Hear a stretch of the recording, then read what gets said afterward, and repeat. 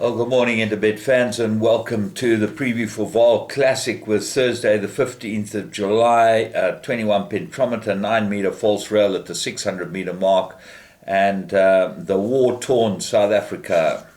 It's so sad to see.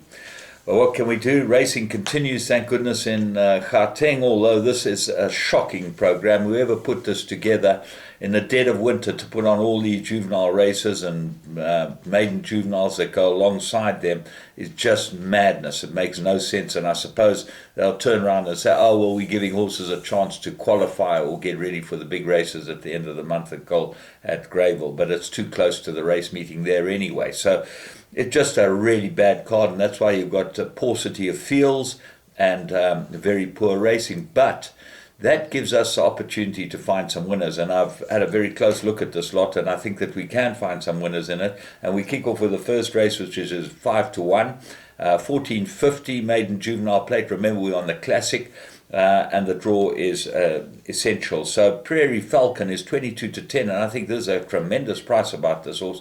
I think he's ready to win. I think there's a lot to like about him. Certainly his last run, or her last run, was pretty damn good behind Splash of Green. I apologize about the gender. I really hate getting the gender wrong, but she is a filly Prairie Falcon, and she should be able to win this. The dangers, well, the danger's got to be Golden Aspen. Looks to be have the come-on look, but it's pretty exposed. It's run 4 places and 6 starts, and the form hasn't worked out badly, but this Prairie Falcon does look like a big improver. The two others that got to come into the race are one, Cover Me in Sunshine, the Cornet's piece, Other Inmate, and Queen of the North. Interesting to see Queen of the North, Calvin Habib gets on this. This will improve over the 1450, and I think will go well. Race 2, maiden juvenile plate, 1450, and I think Stuart Pettigrew will follow up quickly here. He'll have Admiral Dooley in the winner's box.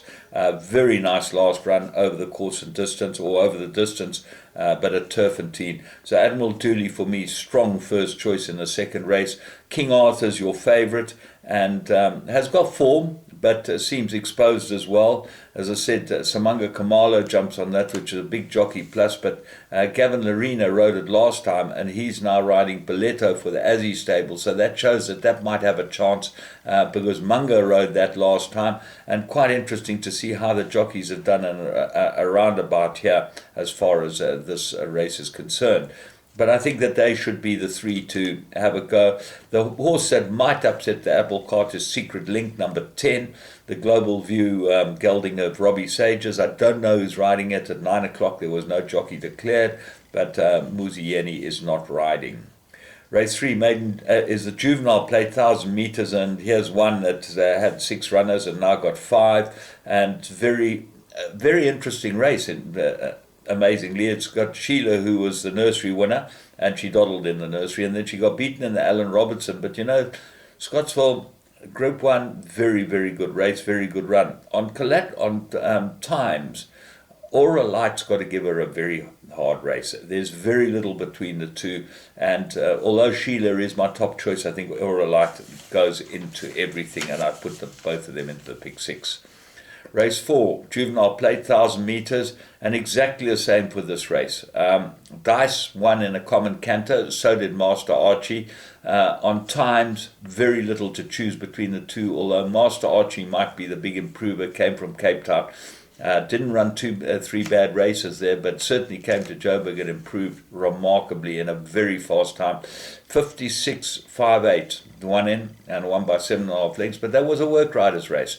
So you've got to have a look and see and think, wonder if this one will improve that much, Master Archie. But I'm definitely putting the 2 in. Miss Magician, she ran in a listed feature race for, well, it's a closed race for the KwaZulu-Natal Breeders' fillies, and she ran second to Franco, well beaten. On collateral time, she shouldn't be able to beat the top 2.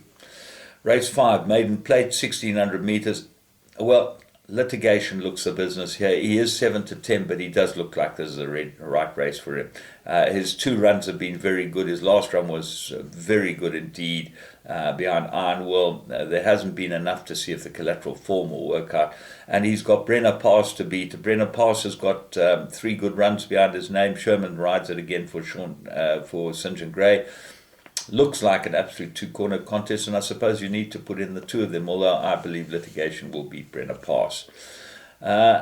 Race 6, Maiden Plate, Fillies and Mares, 1600. Here, I'm going for a Super Duper each way. I went for her last time. I think that the race might have come at the wrong time for her, but on the Kissing Booth run, and it might have been too far. This filly might just be at her best over 1600 meters. She gets a sweet draw. She gets Dennis Schwartz, who's a really good little rider, and I expect Super Duper to run really well.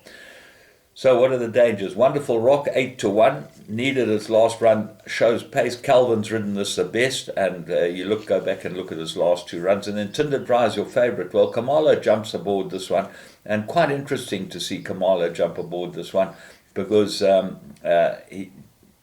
Dry, the Futura filly, might give them some cheek, but I like Super Duper each way. That's how I'm playing the race. Race 7, narrated 80, 1500 meters, and Supreme Dance should win. Looks like it will go the trip, but go back and look at his 1500. It will put everyone off, but Striker rode it, and it was a slow rush faded scenario where it was slow out the pens, rush up to them, and didn't go on with it at all. But I think Supreme Dance is looking for this type of trip, and if it gets beaten here, the unkindest cut of all is what it needs. But it gets Gavin Larena. He's ridden it his last 3 times. He knows it very well. So what are the dangers? The danger, Back to Black, very good form and run on. Wakas is a front runner, drawn 11. Schwartz jumps aboard that. That's a big jockey up from who's been riding it. You look for it to improve. And then have a close look at Midnight Caller, improved last run, and Willow the Wisp. Cabela Maziana rode this last time and ran very nicely, although is a bit under sufferance. Could go well here. Race 8, the last on the day, is a novice handicap, 1450. What a lot of rubbish. Novice handicap. You have novice plates, set weights, gives the handicapper a chance to work out which are the best horses, how they work. But novice handicaps make no sense. So it's one-time winners at a handicap. So why don't you just make it a, merit rated? That would be a lot easier. Anyway, Flying Bull, Easy Maiden. Castle Corner is held by Flying Bull. Eskimo Pie should go very well, got good form. Blue Eyes has got form. Humble Tune. Kamalo jumps aboard this again. Now look at the last run. Zaki rode it before that. Kamalo rode it, and it has run well at this track. So expect Humble Tune to go well. I went for it a couple of runs ago when it ran 5th, and then ran 2nd to Romeo's Magic. Limited, but could go well in this type of race, and certainly looks like the whole profile gives it a very big chance. They look like the horses that will fight it out. There's nothing else that takes my fancy. As I said, there's some serious work needed to be done on the whole way racing is run. It really is very, very poor and seems stuck in this time warp of things that have always been done is things that will carry on to be done. I throw my hands up in despair because really something's got to change, and until For Racing gets a chance to take it all over and get rid of the dead wood and get rid of all those employees that are living off the fat of the land because they were there and the business practitioner says that they've got to still be there and be paid, we're going nowhere. But we're still racing, and we love the racing, and hopefully we've given you some opportunities to make some money today. From me, James Goodman, and Interbet. Remember, you can go and play the Vegas games. Evolution is the site to go on. When you go on the Interbet site, look at the Evolution games and play some of their poker or blackjack games.